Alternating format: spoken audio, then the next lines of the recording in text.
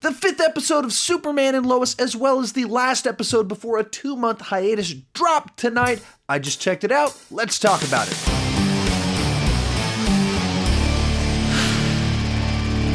Hi, my name is Sean, and I love to talk about movies and TV way too much. With that in mind, go ahead and join me down below in the comments section.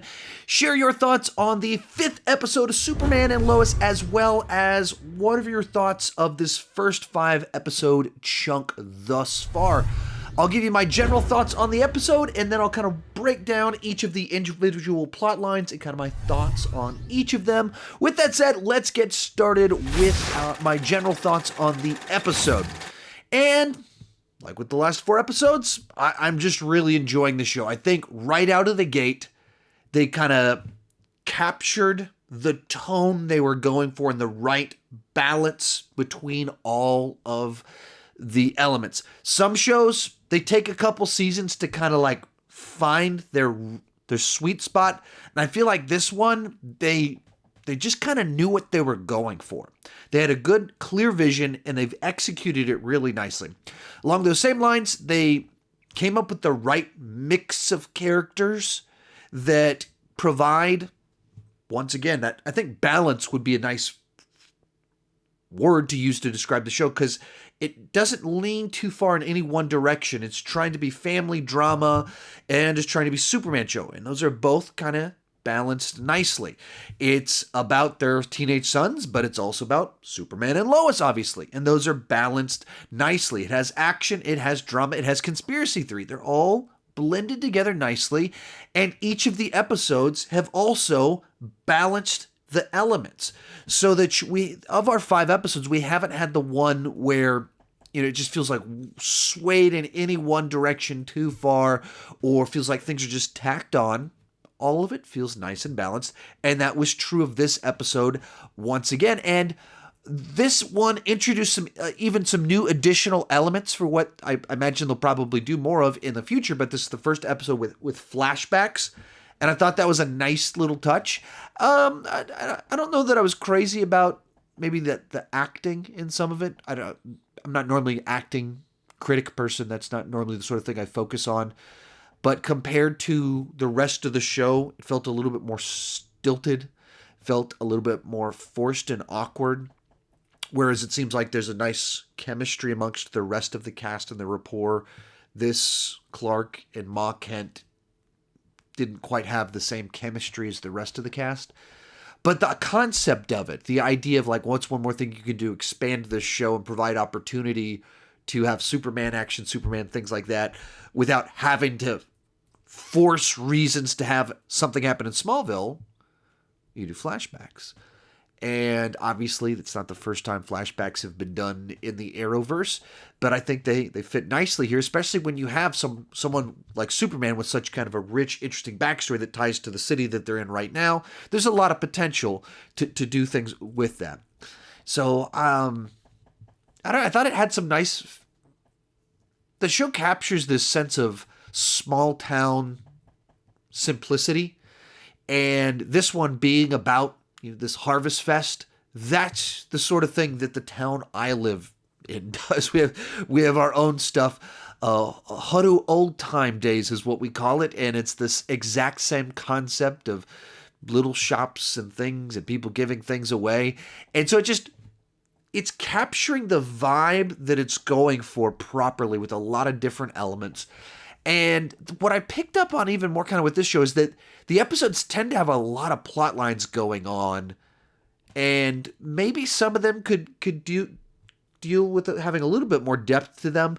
But on a story level, I think they tend to find a way to come together pretty nicely in the logic of all of it. While there's a lot of stuff happening, it doesn't just feel like chaos with the story. It feels like it's thought out and how they come together. So anyway, as I've said throughout all of these reviews, this show keeps far exceeding my expectations for it. As I said from the beginning, I'd kind of written off the CW, didn't have high hopes, and then this show, they really have won me back. That I think that they're onto something here in delivering a Superman that's more mature in a new phase of life, and they're pulling it off. From there, let's move on to our breakdown of the episode as a whole. And so I was even trying to track all the plot lines going on to have notes to do this part of the review. That's actually how I discovered, like, man, these shows, there are actually quite a few things going on in these episodes. So at the center of the episode, it's Harvest Fest. Clark absolutely loves this time of the year. He thinks it's the best of Smallville, hence the title of the episode, Best of Smallville. And Jonathan's girlfriend is supposed to come to town, and she gives him a phone call, breaks up with him over the phone, and this sets off kind of his arc of the episode, which is essentially, he kind of snaps. He's been trying to be the good son, the good brother. He's been trying to be giving, generous for other people, and his girlfriend breaking up with him was kind of the final straw of like, wait, I don't have friends here. I'm not playing football. My girlfriend broke up with me. This place sucks. I want out of here. And that's I predicted, I think probably last week, I don't remember which week it was, but predicted that we would have some point in time where he would snap. And it was kind of a question of like, how much does he snap and how annoying would it be to me? Because teenage melodrama is not my favorite thing. Certainly not something I find to be the most entertaining on shows like this. Sorry, when I talk too much, my nose starts to itch. Then again, I haven't been talking long enough to use that excuse because it's only been 5 minutes. But, so he finally snaps and yells at Clark, I want out of here. I want to move back to Metropolis. And I got a friend that'll keep me, and you can't relate to me because you could have done whatever you wanted. You're totally unrelatable. Says some really nasty, mean things to him. And when he goes to Harvest Fest, in fact, gets drunk and sees brother on date, goes over, just starts harassing them a little bit. The girl wigs out, storms off, and Jonathan kind of has this moment where he snaps out of it and he's like, "Oh crap, I'm causing a lot of trouble here." So I mentioned before not being crazy about teenage melodrama and wanted not to go too far with these. So CW just has a reputation for characters responding to things in an over-the-top manner that's not rational, not listening to reason, in a way that it just makes the characters feel distant, unrelatable. And so sometimes I go into CW shows looking for that. And I think the way this is actually played out, it's been totally fair. That for 5 episodes, Jonathan's world has been taken apart. Everything that defined him, taken away. He knows what it's there for. He cares about his family. He wants them to be successful. So he keeps doing put his guard up, protecting others, selfless. But at some point in time, that doesn't work. You can't just keep giving until something will break eventually. And that's what happens in this episode. The final thing is taken away from him, and he snaps. And acts out and gets very angry, does things he otherwise would try not to do, or certainly not do in this manner, and immediately regrets it on the other end of it. That feels pretty human to me. That feels like an actual reaction that would happen in these situations. So fair enough of the way that kind of it played out. And I think it needed to happen, not take too long to have the moment where Jonathan snaps. Because they had 4 episodes straight of just like piling it on him. And then him being like, hey man, you're my bro. I want you to help you out. Of course, join the football team. Oh, you're playing, not me? Okay. He's going to snap. Fair enough. So right along with this episode, the lady from 2 weeks back who had the missing son, she shows up at the Smallville Gazette and her son has returned with a story that seems very shady, and the lady doesn't want to keep exploring anything about any of this. She's like, no, just write a story about my son returning. Lois and head of the paper, they're not editor lady, they're not feeling this. Something's up here. And so we pretty quickly learn something's afoot with him, that he's not what he seemed to be. And in preparation for our Harvest Fest deal, he ends up going to a center, and eventually his location leads to the place catching on fire. And so things are afoot. Like, we know something is not quite right with this guy. And Lois is trying to investigate him, trying to figure out what's going on. Eventually, he's spotted smooching the wrong person. They go, wait, something is not right here. So Superman goes to track down this guy who's at I don't know, near this Frankenstein-ish deal type thing. And this turns into a superhero fight. So finally we get some nice Superman punching, fighting stuff. They're flying all around in the midst of all of this, beating each other up. He's got crazy powers that you really should not have, but he can't handle it, and eventually he blows up. He's like, you can't help me, I'm already dead, and blows up of sorts. So this is building off of what we learned about last week about people gaining powers.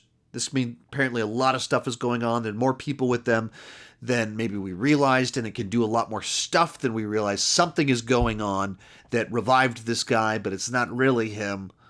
And he has powers, but he's not stable, and eventually blows up. Another plotline going on in the episode, Captain Luthor. This is where, once again, it gets tricky because Captain Luthor was actually in the middle of that fight, but it's tough to describe all these at the same time. So Captain Luthor tracks down Lois Lane to Smallville because Lois Lane, Superman is not far around, so he's trying to track down Superman. So whenever the fire breaks out, Lois Lane is investigating, and he walks up to her, tries to share notes, kind of connect with her a little bit to figure out what she's going on, learn what he can about her, track things down a little bit. Then in the middle of the big fight at the end of the episode, he chases them around a little bit using his computer and driving around on Winnebago and pulls out a bazooka thing, shoots them. Superman falls to the ground. That's where kind of the fight ended. But he didn't keep tracking them down after shooting with his bazooka thing. We get to the end of the episode, and he's watching Clark and Lois on a bench, and then we learn that on his Earth, he was the one that was married to Lois. Apparently she's exactly the same, but she's with Clark in this world, which is certainly not what that guy wanted. Further driving the conflict that is brewing with these characters. All right, other plot lines going on in the mix here. In the middle of all of this, it uses some flashbacks for Clark, showing his own struggles with his teenage years, where one day right before Harvest Fest, where he's hoping to see Lana, he hears some crime taking place, puts a mask on, goes and fights some crime, tells his mama about it. Well, first off, the little scene, I just dug it, because it, like, the idea of, like, this Clark Kent that doesn't know what to do, so he's just putting a little mask over his face, and these guys looking down on him, and then they pretty quickly freak out when they realize, wait, this guy's really powerful. Whoa, that's not good. There's a lot of fun in that, just to kind of seeing that sort of scenario play out. Then Ma Kent learns about this, isn't crazy about it, but she wants to trust him, so she ends up giving him the red kryptonite crystal thingy that I assume is comparable to the green one from Superman the movie that led him to the Fortress of Solitude.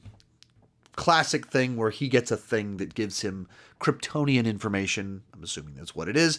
And at the end of the episode, his mom lets him leave to kind of go and find himself, whatever that means for him. So he takes off.